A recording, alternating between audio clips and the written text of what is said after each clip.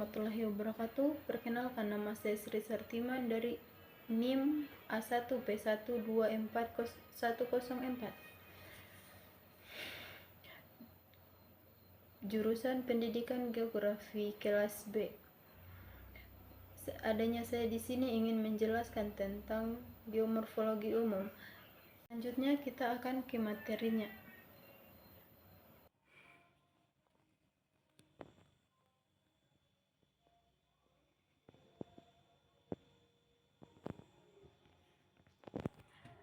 Morfologi bentuk muka bumi. Morfologi mendeskripsikan tentang komposisi dan kondisi bentuk lahan. Morfografi bertujuan untuk memberikan pemahaman visual dan deskripsi tentang berbagai tipe lahan yang berbentuk akibat proses alam seperti pelapukan erosi, deposisi, atau aktivitas tektonik, misalnya kipas aluvial, dataran banjir, kerucut gunung api, lereng atas, lereng tengah, dan lain-lain. Morfologi bentuk muka bumi, kemiringan lereng, elevasi, jarak puncak dengan lembah, besaran longsor lahan, dan lain-lain. Morfogenetik, asal-usul dan perkembangan lahan. A. Morfostruktur aktif dinamika, proses endogenetik berupa tektonisme, vulkanisme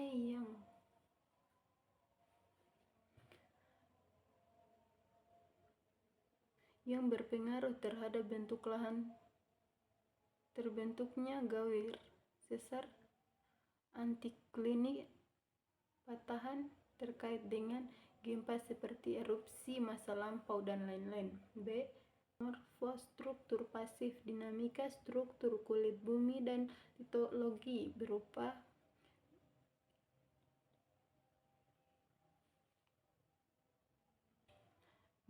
denudasi yang berpengaruh terhadap bentuk lahan, peristiwa pelapukan, erosi, penumpukan gumuk pasir, dan lain-lain. B. EC. Morfodinamika berfungsi pada analisis berbagai bentuk-bentuk lahan yang ada terus berkembang atau berupa karena pengaruh dinamika alam.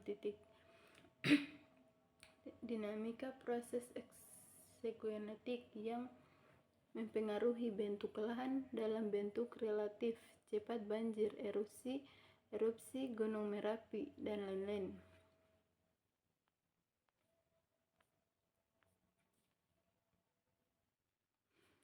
Morfologi urutan terbentuknya bentuk lahan berdasarkan umur, relatif atau absolut. 1. Pantai Cliff menunjukkan dinamika erosi yang sangat aktif. Proses pengikisan yang terus-menerus menyebabkan tebing menjadi lebih curam seiring waktu, dan usia tebing ini dapat diperkirakan dengan meneliti lapisan batuan dan sedimen yang terungkap saat pengikisan berlangsung. 2. Pantai erosional dipelajari untuk menilai laju garis pantai serta usia tebing atau daratan yang terkikis.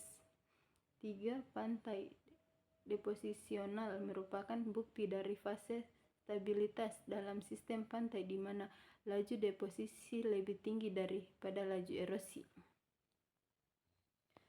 Morforasmen, hubungan antara bentuk lahan yang satu dengan lainnya secara kontekstual dalam susunan keruangan serta kelingkungan dan berkaitan dengan proses-proses geomorfik. Morforasmen fokus pada bagian bentuk-bentuk lahan tersusun dalam suatu pola yang teratur atau tidak teratur akibat proses alami seperti erosi, sedimentasi, aktivitas tektonik, dan vulkanik.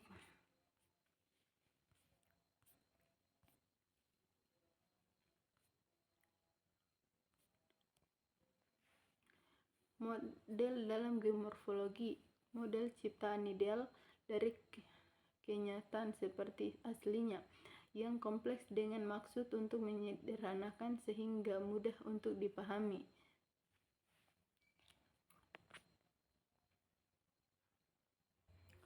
Proses geomorfologi. Satu, vulkanisme adalah proses geomorfologi yang berkaitan dengan aktivitas gunung berapi dan keluarnya magma dari dalam bumi. Permukaan titik vulkanisme membentuk berbagai tipe lahan seperti gunung api, kaldera, dan daratan lava.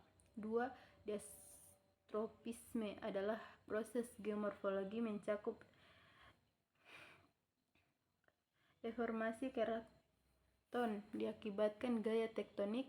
Proses ini menyebabkan pembentukan berbagai bentuk lahan seperti pegunungan, hempat tanah lipatan, dan depresi. Perbedaan antara proses geomorfologi dan bentuk lahan. Kronologi studi pembentukan permukaan bumi. Menurut Huget 2003, perkembangan bentuk alam dapat dibagi menjadi beberapa stadium atau tahapan yang mencerminkan perubahan dalam bentuk struktur permukaan bumi seiring waktu. 1. Studium awal. Pada tahapan ini, bentang alam masih sangat mudah dan mengalami proses pembentukan secara intensif. Aktivitas tektonik seperti pengangkatan tanah erupsi volkanik atau pembentukan pegunungan cenderung mendominasi bentuk lahan yang ada, biasanya curam.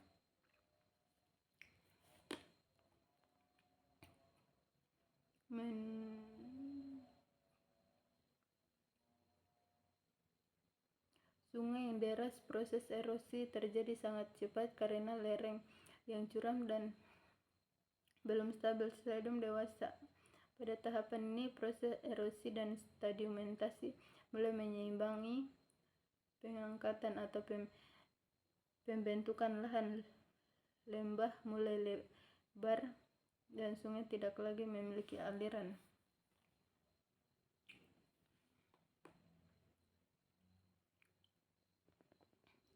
Yang terjadi di darat bentang alam lebih teratur dengan perbedaan ketinggian yang mulai berkurang.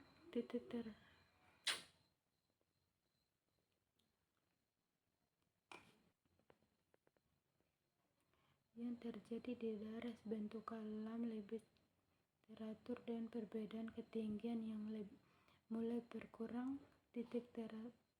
Tetapi proses geomorfologi seperti pengikisan dan pelapukan masih terus berlangsung secara signifikan. 2. Stadium tua. Pada tahapan ini, erosi telah menghilangkan banyak energi kinetik dalam sistem sungai dan bentuk lainnya ke lereng. Lereng menjadi lebih landai dan sungai berkelok-kelok. Bentuk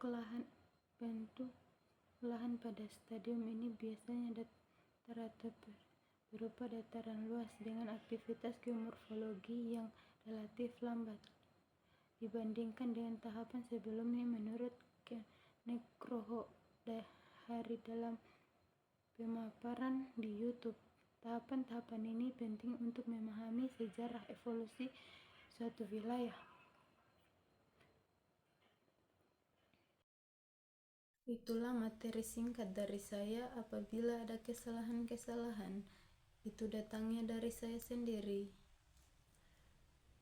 Sekian dan terima kasih. Wassalamualaikum warahmatullahi wabarakatuh.